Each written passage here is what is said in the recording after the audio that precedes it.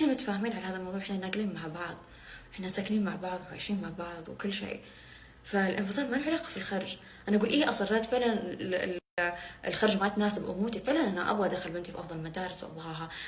بنتي من عمرها 4 شهور داخله سباحه، ايه ونقلنا مع بعض والاب موافق والحمد لله، احنا زوجين متفاهمين والحمد لله. انفصلنا لا قدر الله، خلاص ظروفنا ظروفنا كانت ضدنا.